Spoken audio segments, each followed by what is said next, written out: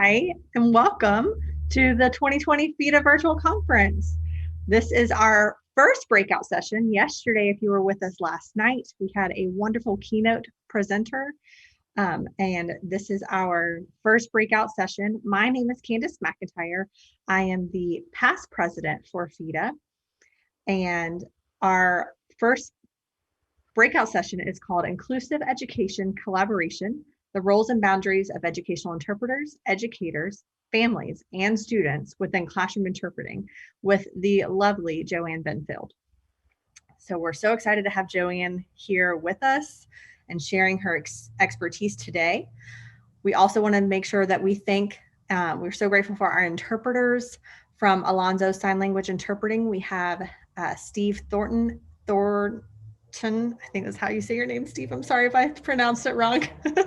And David Phillips for providing access today. Thank you so much. Also remember, if you're on social media, to make sure you include the hashtag FEDHH 2020 when you post to Facebook, Instagram, or Twitter. A little bit of housekeeping before we let JoAnn take over. So we will be using Zoom's auto caption feature today. You can access the auto captions at the bottom of your Zoom menu with the CC button. If you don't know how to use that, we do have a Zoom one-pager from RMTC-DHH that they created, that they will be dropping the link in there for everyone for you to see. And if you have any technical difficulties, we ask that you type in the chat for any technical difficulties, any aha moments, any yes, absolutely. I'm a mooer. I don't know if you know what that means, but you know, whenever you're sitting in church and you go, you hear that person? That's me. I'm a mooer. So if you got any of those mooing moments, type them in the chat, put them in there, and share your feelings with us. If we are also going to be using the Q&A box. That's where you'll put any questions you have for JoAnn throughout her presentation, that she can go and look at them in the Q&A box at the bottom of your Zoom screen. It says Q&A. So you can click on that and type any questions you have for her. So technical difficulties and aha moments go in the chat, but questions specifically for JoAnn go in the Q&A, okay? We're so grateful for RMTC-DHH for putting together a live binder with all the information that's shared throughout this entire week. You'll see the live binder link and the passcode to get into the live binder. This is like your Bible for FEDHH. So make sure you have that link and you have the passcode so that you can access all the presentations and any handouts. JoAnn has some wonderful handouts as well that are in the live binder. And then make sure also, please, you're in the live binder, there is a evaluation for both each presentation and for the overall conference within the live binder. Please fill out the evaluation at the end of this session. Your feedback is really important to us and it helps us for furthering our FEDHH conferences. So without further ado, I would like to introduce JoAnn Benfield. JoAnn is the director for the Gallaudet University Regional Center South at Austin Community College in Austin, Texas. She serves 13 states and territories in the South region and collaborates often with schools, programs, service providers, and organizations to promote their connection with Gallaudet University and the Laurent Clerc National Deaf Education Center. She has a moderate to severe hearing loss and engages with both the deaf and hearing communities. And she's earned 3 B.E.I degrees in production and performance arts, English, and education, along with an MA degree in deaf education, and holds 14 years experience in the field of education. She's also a recently certified deaf interpreter. So we're so grateful for you to be here with us today, JoAnn. She's been with FEDHH. She's come to many years now to FEDHH and has been presented. So we're so grateful to have her here again with us. So I'm going to let you go ahead and take it away, JoAnn. Hey, everyone.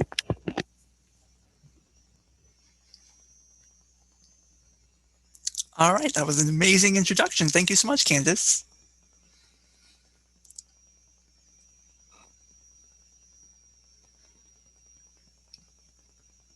All right, and if I could just get the other interpreter to turn their camera off, thank you so much. All right.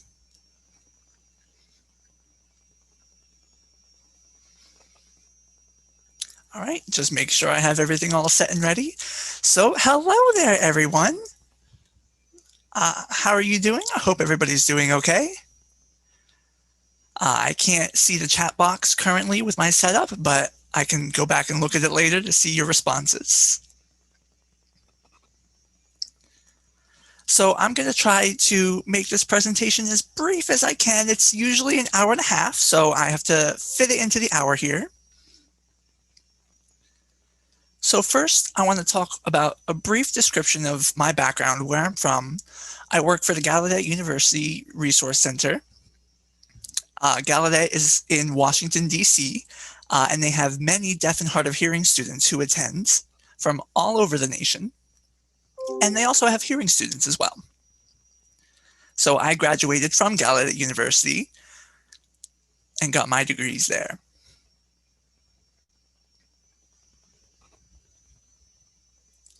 I currently work for the Gallaudet University Resource Center,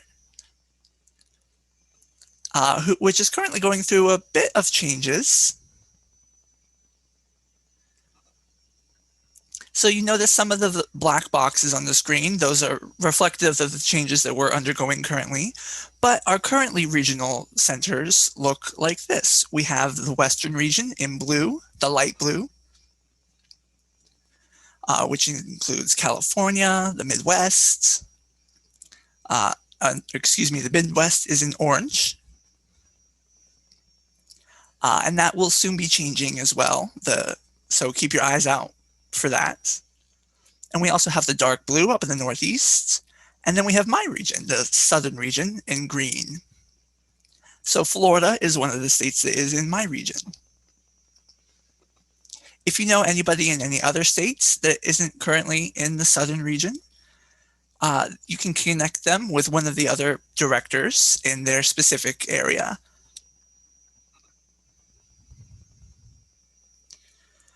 We focus very heavily on outreach and making sure information is shared, getting practices out there, workshops, a variety of different resources from age 0, from birth, until adulthood.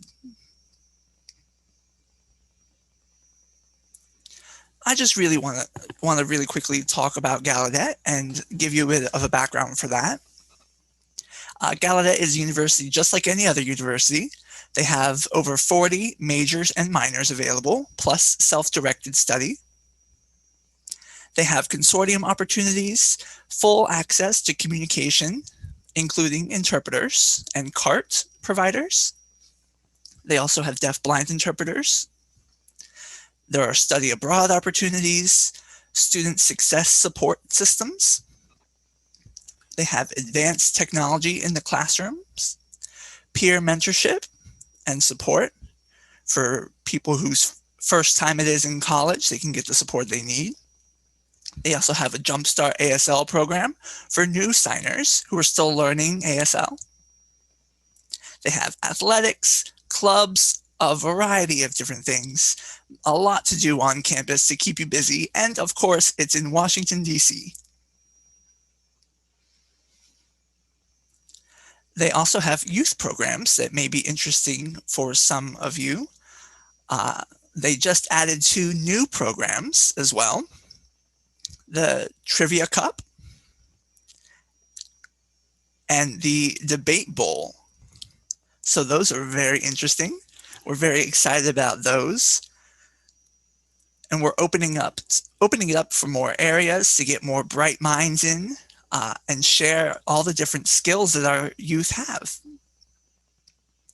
We also have summer youth camps, including the Bison Brainiacs,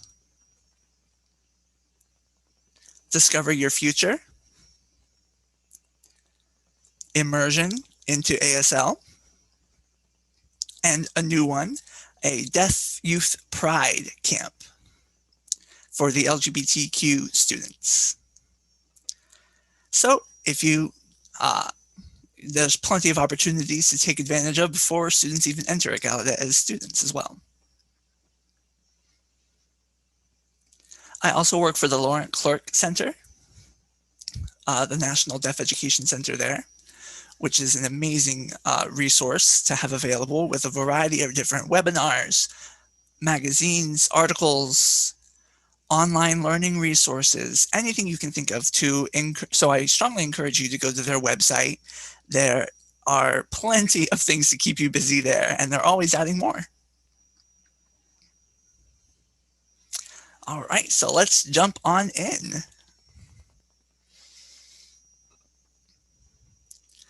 So this presentation was originally developed for Tennessee. There was a need for more support for their educational interpreters to discuss how to work with teachers, the families, the students. So I developed this presentation to help that, and through the process of developing it, learned a lot about the community, about the process itself. So I'm hoping to bring that learning process and what I learned from the process to you.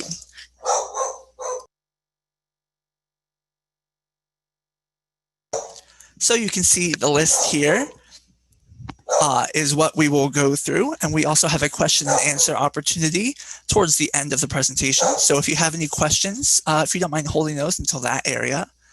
And excuse me, the interpreter's dog is barking in the background, if you can hear that. That's the life of the virtual learning. So some of you may be wondering, what is inclusive education and collaboration? What does that mean? What does it mean to be inclusive? Really, it focuses on the students and their right to have whatever they need, the right to having a quality education. It's their right to have equal education opportunities as any other student in the classroom. Doesn't matter if a student is disabled or non-disabled, they should still have the same access and same education. Even students who have exceptional needs, sometimes we lump them into one category together, but this presentation is focusing specifically on mainstream students and also students at the college and university levels. Inclusive education means that the student doesn't have to fit into the system, but rather the system fits the students and matches their needs. And that doesn't always happen. It's not something that we see all the time. So that's the goal for today, is to help you expand your vision of what is currently happening and what we can do to make inclusive education a success for more students. So how does collaboration fit into this concept? Really, everybody involved is a team, and they all have to work together to make sure that everyone is learning and learning the values, and everybody feels welcomed, and everyone has the support that they need. So it's about encouraging people to develop their skills, to grow, to work with each other. And it's not just the school's responsibility. It also is the responsibility of the family and those who work with the student. So sometimes the family having the family involved can be challenging. Life throws situations into your way, so you don't always know what's happening in the home environment. So that's something to always be aware of. But if they do have the opportunity to involve the family, it's very important that they do so to increase the collaboration among that team and garner support. I'll give you a brief background about myself because I think it's important for my perspective to be seen. I was mainstreamed as I grew up, but I was born to parents who were both deaf. And I have a sister who is hearing, who is a child of deaf adults, a CODA. My parents signed all the time to communicate, And I learned how to sign the sign milk at 4 months old, and from there started picking up more and more language until I was able to express myself fully. I also learned reading and writing skills at age 3, which doesn't always happen. So I'm very grateful to my parents for being involved in my learning and acquisition growing up. When I started school, I started first at the School for the Deaf for kindergarten, and it was going pretty well. But the state of Missouri, their Department of Education, had a different plan for me. So they recognized that my hearing was fairly good, that my English skills were phenomenal, and I was doing very well compared to my peers. So they made the decision to put me into a mainstream public school, which was a challenge. The first 3 years at the mainstream school, I didn't have any interpreters. I was bullied from both the students and the teachers. And I struggled a lot at that school, so I decided to transfer to another school. The other school was a bit of an improvement. There was another deaf student at that school who I was able to associate with, and I had an interpreter at that school. But it was still a struggle. I still struggled with bullying, still struggled with getting friends and socializing. So I became very attached with my interpreter, and the boundaries weren't really there. So if it weren't for a man named Jerry Covell, some of you may know him. He's one of the leaders for the Deaf President Now movement at Gallaudet University. He was on the commission for the Commission for Missouri Deaf and Hard of Hearing, and he joined my educational team as a support advocate. And we finally were able to convince them to transfer me back to the Missouri School for the Deaf. Once I was back at the School for the Deaf, everything changed. I started to thrive at school. I took advanced classes, and I was doing fine in them. And the school and the system accommodated me. I didn't have to accommodate them. They worked with my family. They worked with my teachers. Everybody was involved, and it was a wonderful experience.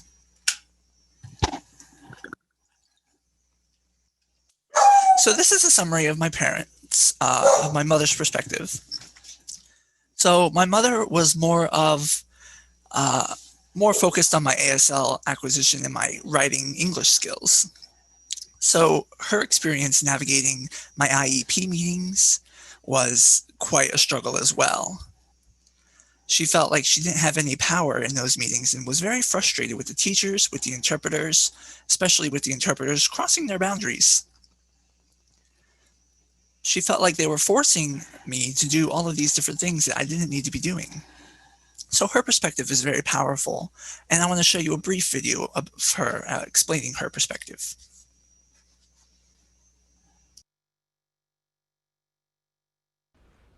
Hello, my name is JoAnn. I was born deaf to a deaf family, and I have 2 children. They're both daughters. My first is a CODA, or Child of Deaf Adults, while my second is deaf. Her name is JoAnn. I raised both of them with ASL and to read and write in English. I use flashcards around the house. I exposed them to both deaf and hearing communities for socialization and development of bilingual language, which is important to me. At JoAnn's first IEP for school, we sent her to Missouri School for the Deaf. And in that 1 year, her socialization, education, and bilingual language was extremely good. We were thrilled. At the IEP, the committee at that time was not specialized in deaf education, only special education. And out of the entire committee, I was also assigned an advocate. The IEP committee emphasized the importance of hearing speech only, in which I disagreed. I emphasized the importance of our education, bilingual language, reading and writing socialization, and equality. They disagreed and forced JoAnn to transfer to public schools. She ended up attending 2. She was at her first public school for approximately 4 years. The teachers didn't seem to understand how to work with a deaf student who was required to use an auditory trainer with a microphone. And JoAnn became restless. She did not understand what was being taught, and at that time she didn't have an interpreter. They had said no to providing one and that she must only use hearing and speech. We fought for my decision wanting to have an interpreter. She struggled those 4 years with not only students bullying her, but also her teachers. And she disregarded her home and schoolwork. I'd often find her worksheets crumpled up and stuffed in her backpack. She would throw away her homework, and this was an indication of her struggles with learning due to the bullying she was suffering. At home, she did good, but not at her first school, where she struggled for almost 4 years. The IEP director did not understand deaf education and oppressed me often. Eventually, there was a new IEP director who happened to specialize in deaf education and new sign language, which was great. So with that, I shared my frustrations and struggles with advocates, which the director was receptive to. I was able to get a deaf advocate and a deaf commissioner, along with the new director who was on the IEP team. We decided to have JoAnn filmed in the classroom and during recess, along with an interpreter to record her social skills. We also went to Boys Town in Nebraska, where JoAnn went through testing, which confirmed her need to be placed in a deaf school, which we all agreed to for her social needs. During that IEP meeting, the video was assessed and notes were taken, and it was recommended that she transfer to another public school where she seemed to do better. She was assigned an interpreter, and the teachers were more understanding of her needs. But the only problem was that the interpreters were too involved with JoAnn, as she was considered one of their friends. I had to explain to JoAnn that the interpreters are not friends.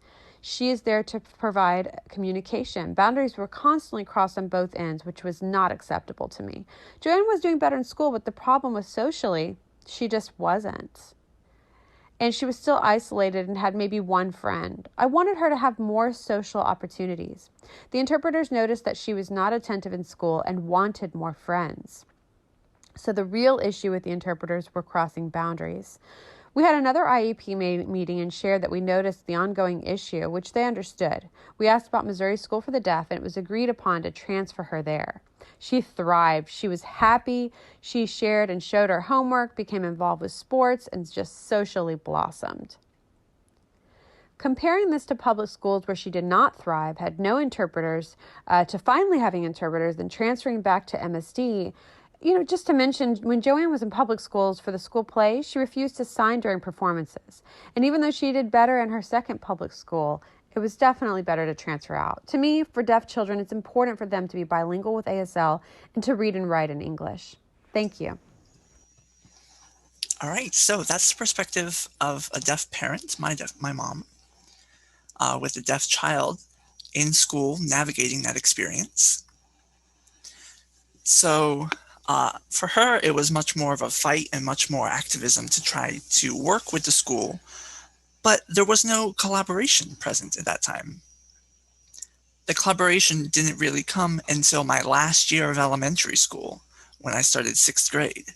So imagine navigating that experience for 5 years up until then. It was a very frustrating experience. So the next experience is focusing on a hearing mother and her deaf child. The mother is an interpreter, an educational interpreter, and she works as an interpreter in an elementary school in North Carolina. Her son was mainstreamed until about 5th grade, and then transferred to a school for the deaf and stayed there until graduation and then attended university. So I'll show you her experience and her perspective as a hearing mother with a deaf son. And again, pay attention to her message, especially relating to collaboration between all the parties involved. Hi, my name is Carla Daly. I am a PODA, a parent of a deaf adult. My child was born profoundly deaf. We found out that he was deaf at 17 and a half months old. He started preschool when he was 2.5, and his first IEP was at the end of kindergarten, going into 1st grade. My son started participating in IEPs at the end of 6th grade.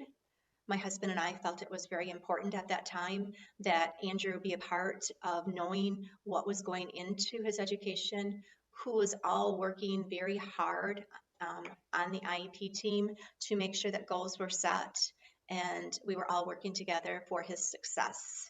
And I also felt that he was at an age that he could listen and possibly participate as far as making interjections as far as the goals. If he needed to include something or if he didn't agree with one of the goals, I really wanted him to know what was going on. Andrew, my son, was the first deaf person that we as hearing parents ever encountered. So I believe the percentage rate is 90% of all deaf children that are born to hearing parents. And to be honest with you, we didn't know what we were doing. We were struggling. And the fact that there was an IEP team that would sit down and we felt were the experts who knew after evaluating our child what was needed, we put a lot of trust in that team. And we thought everyone was going to work together on his goals to make sure that our child was successful. Did we ever have people step out of their bounds as far as the IEP? I did. I did have some interpreters who stepped out of their bounds, but to be honest, I feel that the interpreters know the students very well. They're with those students from in the morning until the afternoon, sometimes for extracurricular activities, and they see the student in class more so than the teacher does. The teacher's teaching to 20 some odd students. And so I feel that the interpreter knows the student a lot better, can give more input on the academics as far as how the student is learning, if they're struggling, if there's other situations going on that maybe the IEP team needs to be aware of. So for myself, I feel that the interpreter's input is very valuable. And sometimes I feel that they're put to the side, but I feel that they really need to be listened to. I guess that's about all I have to say right now.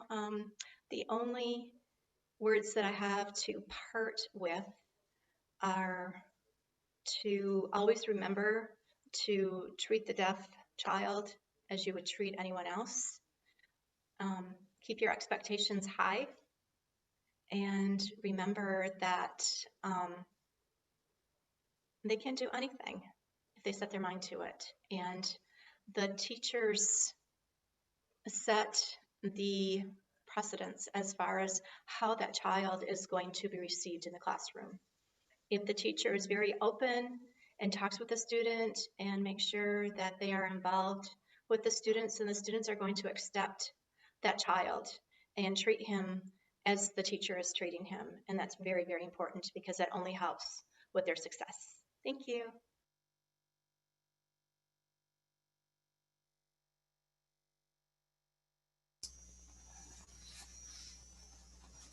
All right, so now you've seen two different perspectives, one from a deaf mother with a deaf daughter, one from a hearing mother with a deaf son who works in the educational system.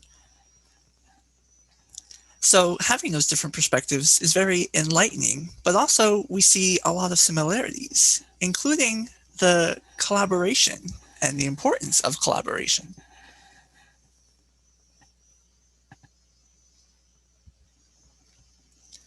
So roles and boundaries are in our systems, but they aren't often discussed.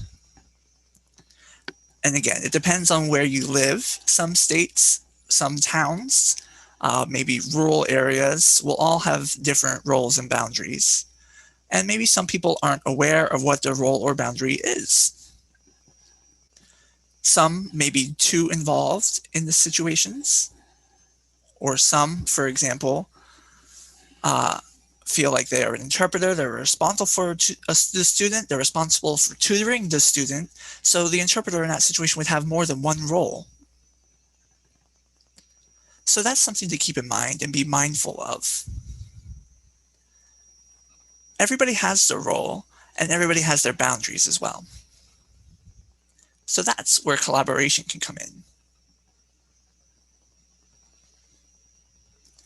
So roles tend to focus on the person, what their responsibilities are in a particular situation. Boundaries, on the other hand, tend to focus on what the limitations are, what they can and can't do, and whether or not they want or don't want to do that. So you can see the picture here with the student at the top, and then the three prongs leading down to the other individuals. So the student should always be the priority. The student is number one. Everyone else, the family or caretakers, the educators, and the educational interpreter are contributing to the student's growth, to their success, to their learning and educational outcomes. But students are still involved in the process. They have limitations based on their age, whether they're aware of what they're able to do if they can communicate with certain parties, or maybe they aren't aware, depending on their age. So this video is a little bit more funny. It's also, how to phrase it? It's reality oftentimes. This is something that actually happens when a teacher has never worked with a deaf student before or worked with an interpreter before. Sometimes that leads the interpreter having to explain to the teacher what their role is, sometimes explaining what the student's role is, and especially getting the teacher to understand when they have never had a deaf or hard of hearing student before.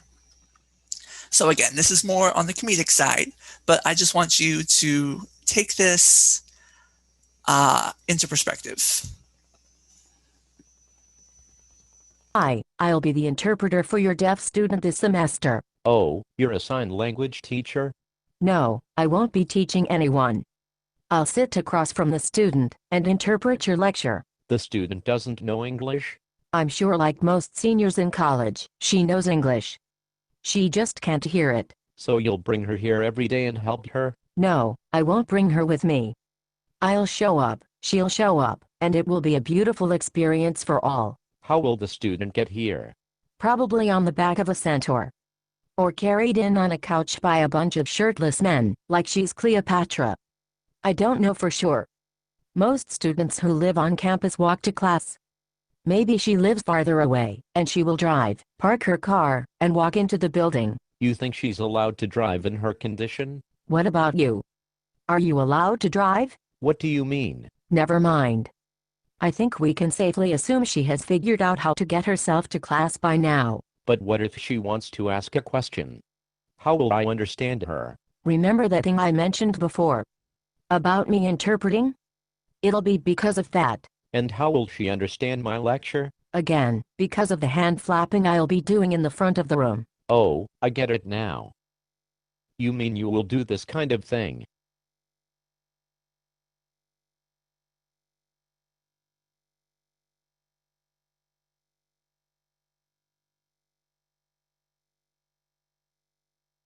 Holy crap, that's amazing.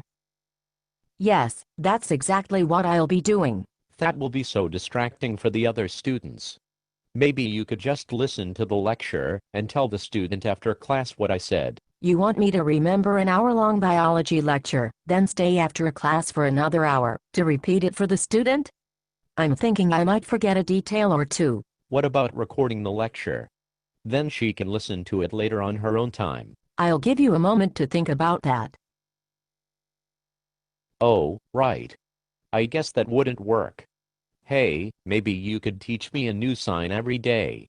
By the end of the semester I will know sign language too. How do you sign hello? Just do what you did before.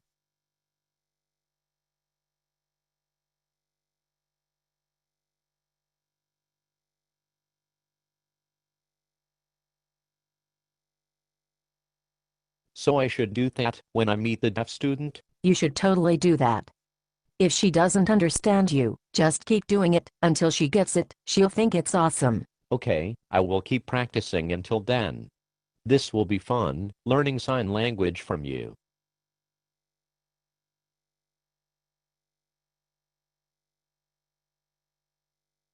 Yes, I think you're right. It will be fun. Suddenly I'm looking forward to the semester.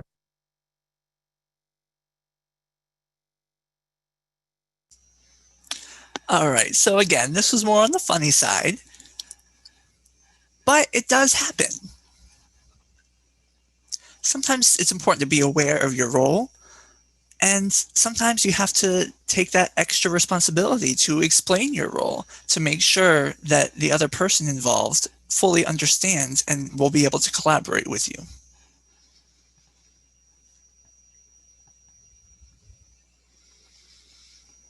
All right, so we have a survey here from the work done in Tennessee.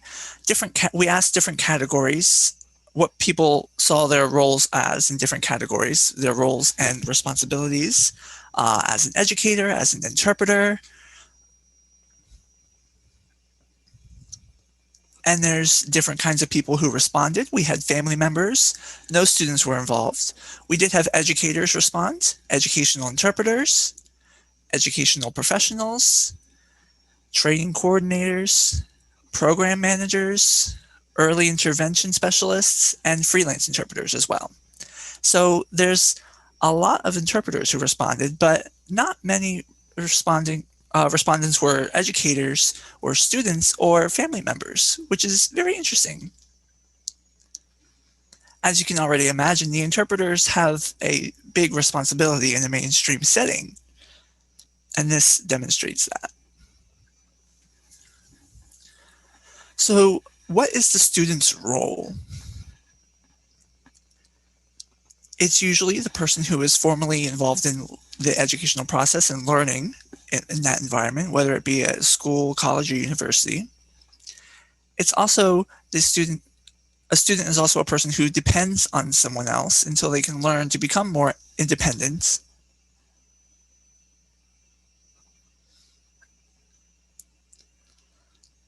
And the student is supposed to learn the rules of the classroom, the respect for other people, the role of the teacher and the interpreter, how to communicate their own personal boundaries, what is okay and what is not okay, among other things.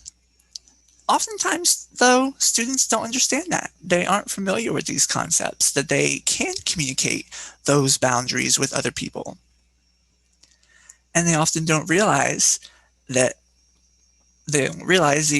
role of the teachers or the interpreters involved. So, moving on to families and caretakers, the dictionary definition is the unit or group of people who take care of the children. So the survey said that those are the adults who offer educational support and advocate for the students' rights to education and their well-being at school. This isn't always present, the support from the family and caretakers, but it's not always their fault. It depends on the home situation. It depends on their knowledge of deaf and hard of hearing topics, language barriers, many different factors play into this. And it's important to understand that before any judgments are made or any decisions are made to include the family, to consider what the home life is like. Families and caretakers are responsible for the open communication with the children and their educators, and receive guidance and support from the educational team. They have the overall authority over what the students will be learning, and they can model respect for the educators and demonstrate the rules for the child and teach the children how to become more independent. The role of the educator is a person that typically educates, especially a teacher, a principal, or any other person involved in the planning or directing of education. So the survey results were that they are the adults that facilitate the students' education and guide them to become successful humans.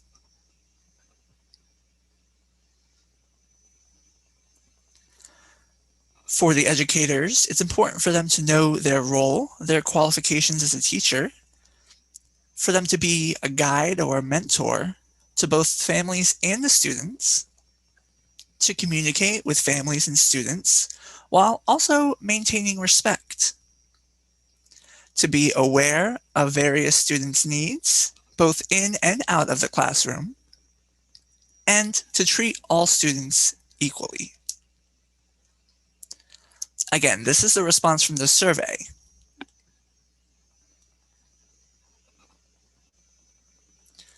So, the educational interpreter is the person who provides communication access to students who are deaf or hard of hearing. Survey says it is the adults that provide the student with full access to language and sound within their learning environment. It's important for educational interpreters to know their role, know their boundaries, and their qualifications. How to provide effective communication in the classroom, to be mindful of cultural and linguistic aspects of students' communication needs, which can have an impact on their learning. They have to maintain professional relationships with the students and the teachers. And they also have to teach the interpreter role to the teacher and the student. So that survey and the responses that we gathered from that were pretty varied. Were they realistic? Sometimes, but other times they aren't. So again, it depends on where we are talking about. What region you're working in, what school district, what community. It will vary depending on those factors. Now, this video will give an example of what a collaborative experience could look like.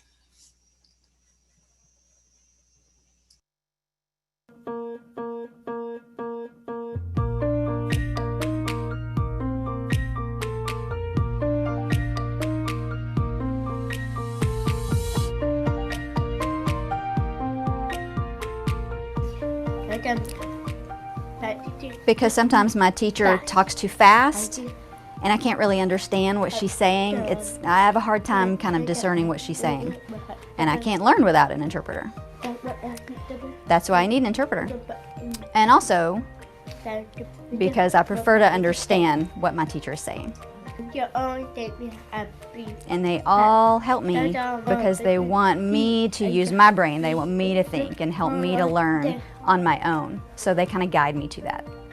Sometimes I communicate with hearing kids a little bit. I understand them. Sometimes I don't really understand them, so I have to ask them. I have to ask my other friends who's hard of hearing. And she comes over and I'll say, "What did they say? Can you tell me what they said?" And sometimes she kind of interprets for me and tells me what the hearing people say, just like Miss Poteet. My role in the classroom is as interpreter, and that means that I sign everything the teacher says and voice everything the student signs. I take what the teacher says, sometimes rephrase it if there's not complete understanding for the student, take time to ask questions of the student, and make sure that I understand exactly what they're wanting to say. First thing that you need to do when you have a number line. It was kind of scary having the interpreter in there at first because she interprets every single thing I say and she interprets everything that the other students are saying. So a lot of times I would just have students yelling out answers, and you really can't just have like lots of students yelling at one time. You have to make sure that just one person's talking at a time because the interpreters can't interpret, 5 different students talking at one time. First it was a little hard, but I got used to it really quickly. I am strictly there for communication purposes.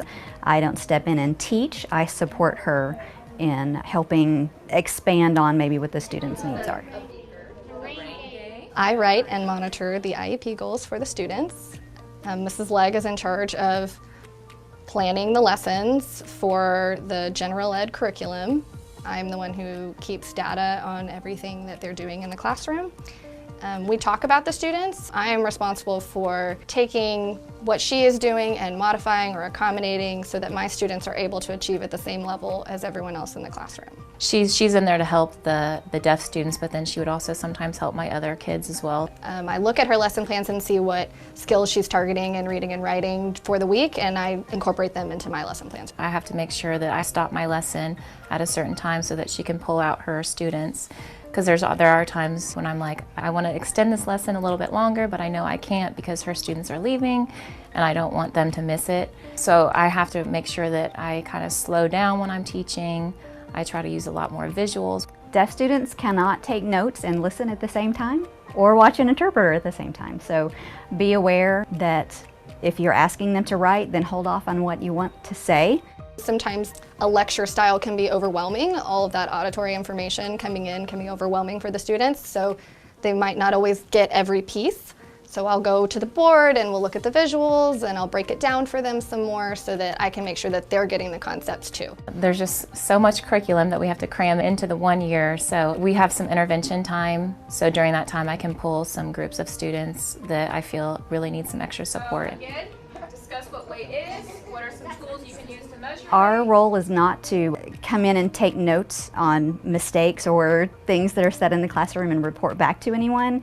We are strictly there as a member of the educational team. We want the same things for the students that the teacher does. If there's something that needs to be addressed in the classroom, I let the teacher address it. Really, I feel like the interpreter, Ms. Legg, and I, we're all a team and we all communicate with each other. Even though I was super nervous at the beginning, I actually would prefer having her in my classroom. I've picked up a little bit of sign myself, a little bit, so it's actually been a great experience.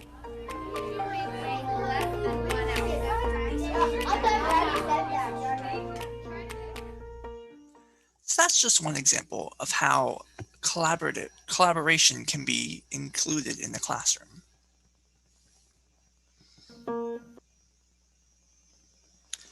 All right, so let's go ahead.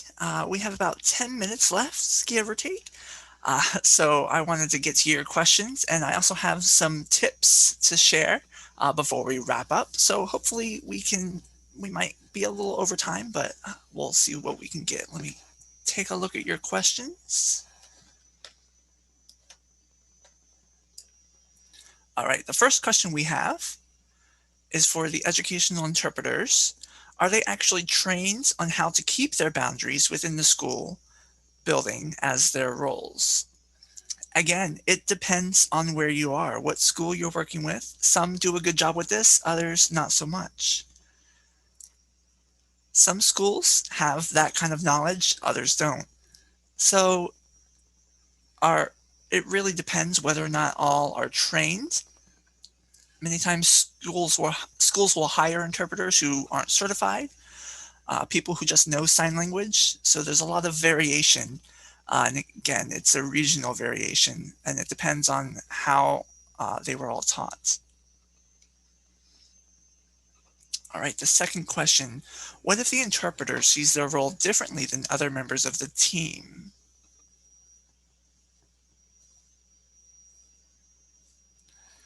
Is there a way to, instead of they see it as strictly facilitating communication, how can we explain this more for administration? So again, I encourage you to communicate with each other. Typically, the interpreters are hired to facilitate communication, but oftentimes, if you look at their role as they are hired, they have a lot of additional responsibilities added on to their role rather than just interpreting. So again, it really depends on the school. It depends on how they view interpreters. And sometimes it depends on how the interpreters explain their role as well.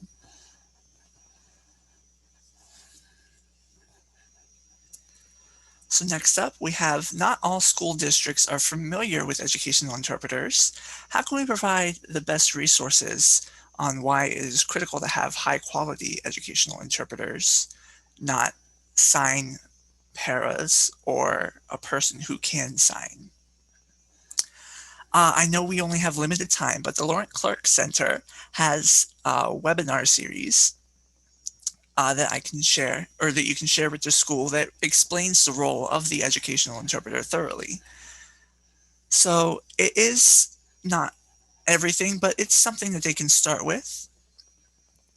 So when you get the PowerPoint, you'll have that information for the Laurent Clerc Center there that you can find that at.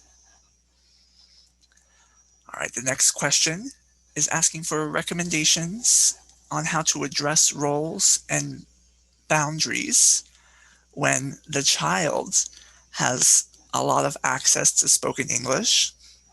They have hearing, they have their hearing, they are able to hear the English, and the student may seem like they're not paying attention to the interpreter, and therefore the interpreter is not needed. So again, it's important to communicate with the student, to communicate with the teacher, and work as a team. Work with each other, and be aware of what the student can and cannot do. And also being aware of what the student wants and what they don't want. Sometimes the students do have a lot of hearing left, and they can listen and look at the same time. But it's important to be consistent so that they can rely on you for their communication.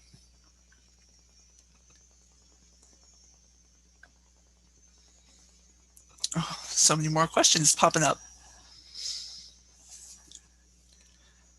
All right, how do we address roles and boundaries when the children have little to no ASL and they need visual language and they need support services for communication, but they aren't ready for an interpreter? What's the interpreter's role, and are there any recommendations, especially from the perspective of a deaf child who doesn't have access to ASL, or deaf role models in the family, and the family doesn't want to send them to a deaf school? For that, I would encourage you to connect with the Clerc Center. They have a lot of resources available that can connect you with schools and different information that can help support the student. Again, if they don't have language, that can be a challenge. I can't give you a direct answer to that, but what I can do is encourage you to connect with the Laurent Clerc Center, because again, they do have so many resources, and they'll be able to refer you to any different resources that would be able to help you with that kind of situation. But yes, I agree, that is very challenging. Next question, should the interpreter and the teacher of the deaf roles ever be the same person, or should they always be separate? That is a good question. Teachers are typically there to teach, while interpreters are typically there to facilitate communication. Doing both, again, is going to depend on your school. Some schools can't afford to hire interpreters, so they have to hire a teacher who can sign, and they do everything, which means they take on that extreme workload. But again, it just depends on your school, what they're able to provide, what their budget is, and their perspective on deaf education as well.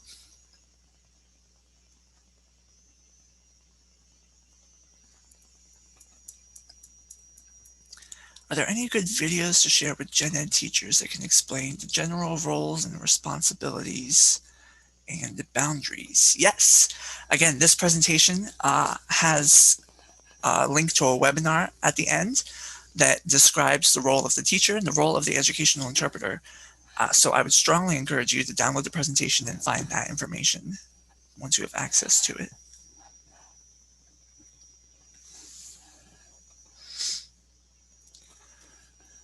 So the next question, the interpreter's role includes much more than machine model, which is outdated for that setting. How do you explain the interpreter's role while including tutoring and expanding on delivering language equivalent and most readily understood by the student?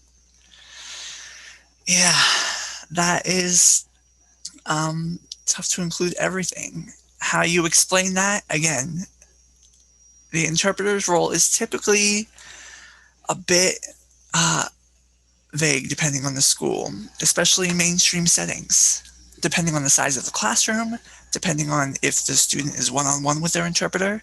Sometimes the boundaries might be closer or they might be further apart. So I can't give a direct answer to that question because it is a bit ambiguous. And the next one is talking about interpreter qualifications. The school psychologist the psychologist requires a lot of psychoeducational evaluations.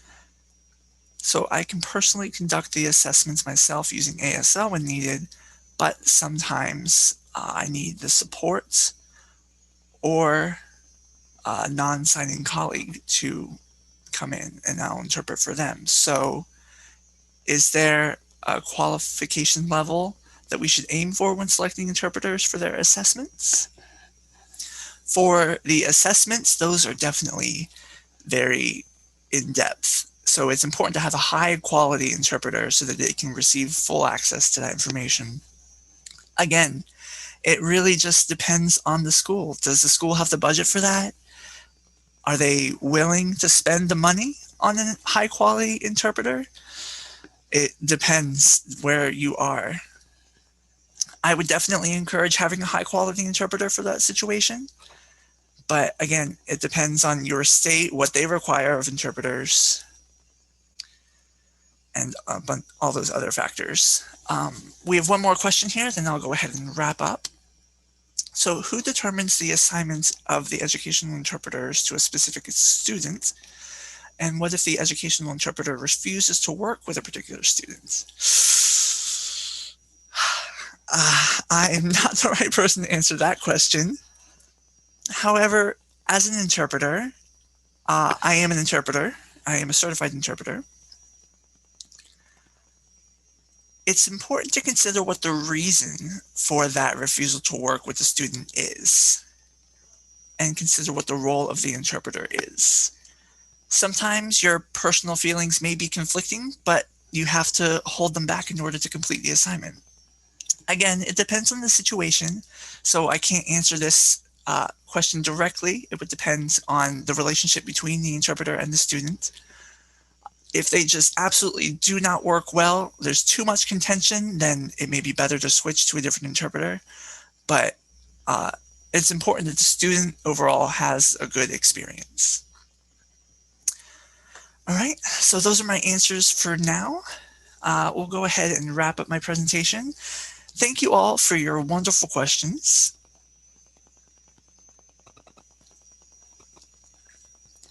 So I'm going to leave you with some tips on how to collaborate.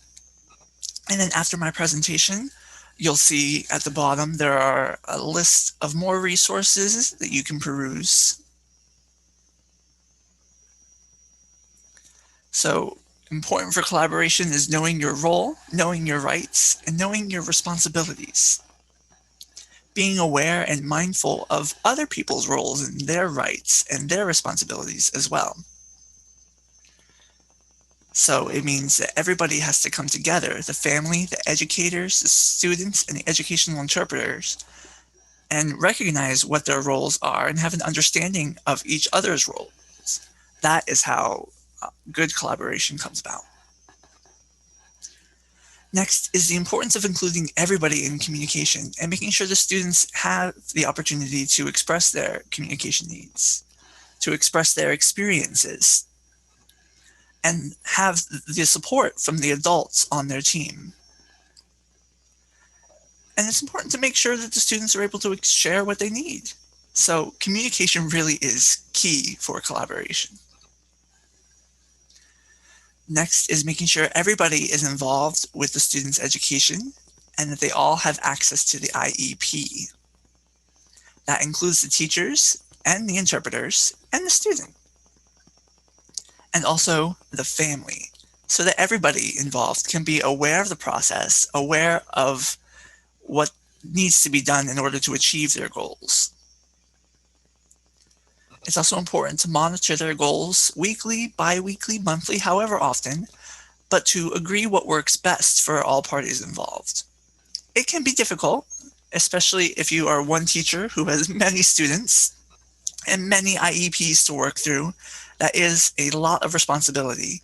But the more that we work together and delegate what we need out to who is able to do it and who is responsible for it, we are able to improve the child's educational experience. If you notice something that has changed with the student's experience in their learning environment, it's important to quickly communicate that. It has to be communicated immediately. Don't sit on that information. If the information isn't shared, then it can't be solved. It's important not to be the only one to hold that information. Share it with the team so that they can come up with a solution. So for example, if I, as the interpreter, am aware of something and I don't tell the teacher, then the teacher may not understand why the student is in a bad mood that day, or why the student is falling behind in their classwork, or why they didn't do well on a test. So again, communication amongst the entire team is critical. And again, especially with the family. But the family does depend on their home situation as well. I would also encourage educators, especially in mainstream environments, to be more involved with the accommodations of their students and less reliant on the interpreter. I know and teachers are often involved, excuse me, using the interpreters to connect with the students, but having that connection between the student and the teacher directly will definitely help, and help the interpreter not have to hold that entire burden. It's also important to be supportive of the family and caregivers, as well as the student, because they all have different experience and they all have different boundaries. So it's important that everybody communicate with each other in order to work together as a team.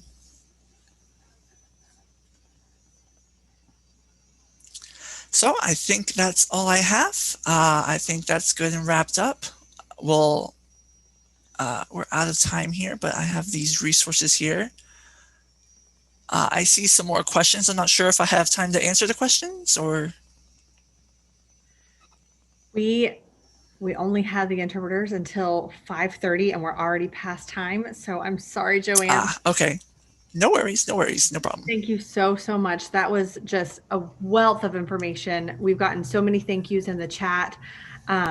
We want to thank you, JoAnn, for being here with us and providing your expertise. You are always so knowledgeable. So we're just so grateful for you. Thank you so much for Steve and David for being here and interpreting for us, and providing access to the communication environment. Please take a moment, make sure you fill out that survey that we put in the chat to help us and help. We will share that with JoAnn as well. Share your feedback to her. We thank you so much for all of you being here, and thank you, JoAnn. We're going to go ahead and, yep. If I can just have one final comment, just thank you to everyone. You are all doing great. You're here for a reason. You want to improve, you want to learn, you want to continue your growth. So I thank you so much for coming here today. You truly are worthy of, and the students are definitely grateful for you.